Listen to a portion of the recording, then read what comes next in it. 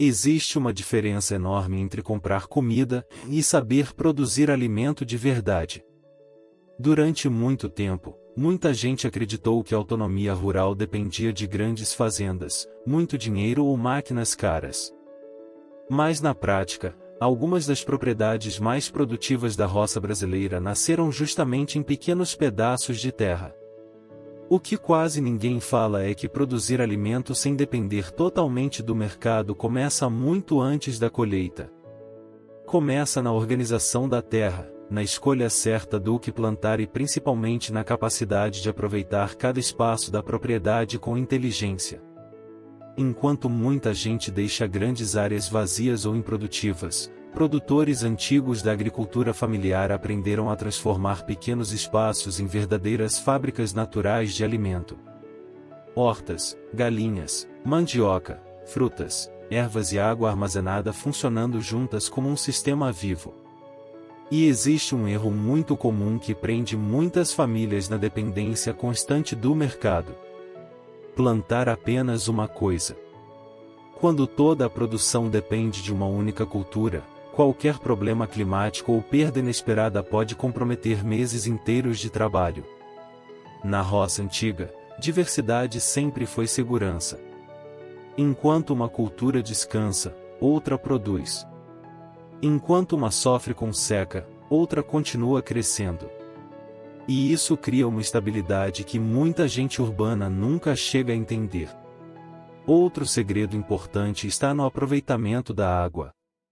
Pequenos produtores experientes sabem que captar chuva, proteger o solo e evitar desperdício vale muito mais do que depender apenas de períodos chuvosos.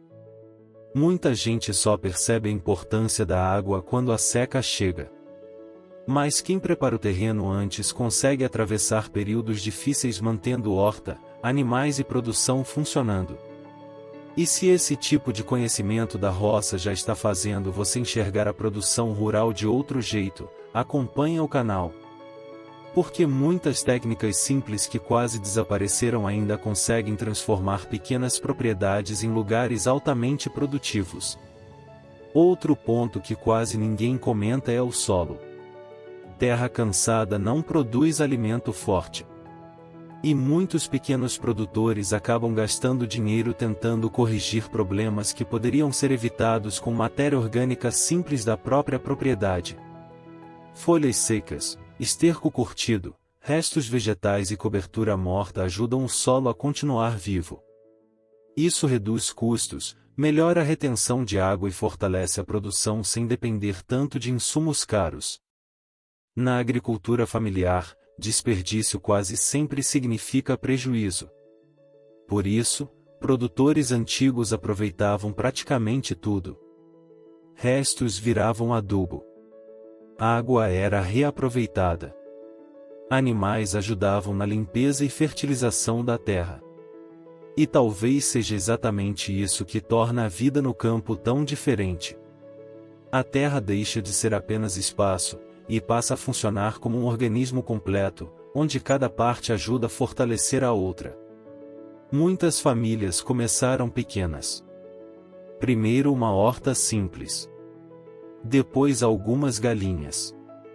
Mais tarde frutas, mandioca e armazenamento de sementes.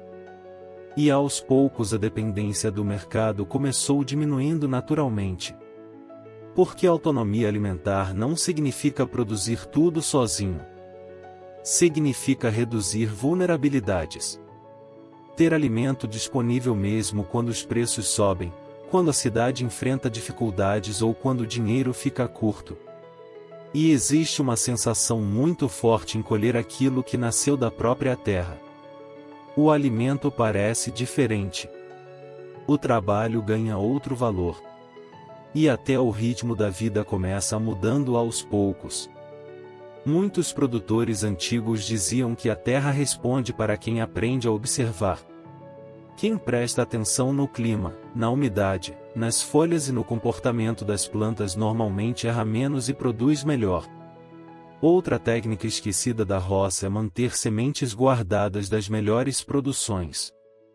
Isso reduz gastos futuros e fortalece variedades adaptadas ao próprio terreno ao longo do tempo.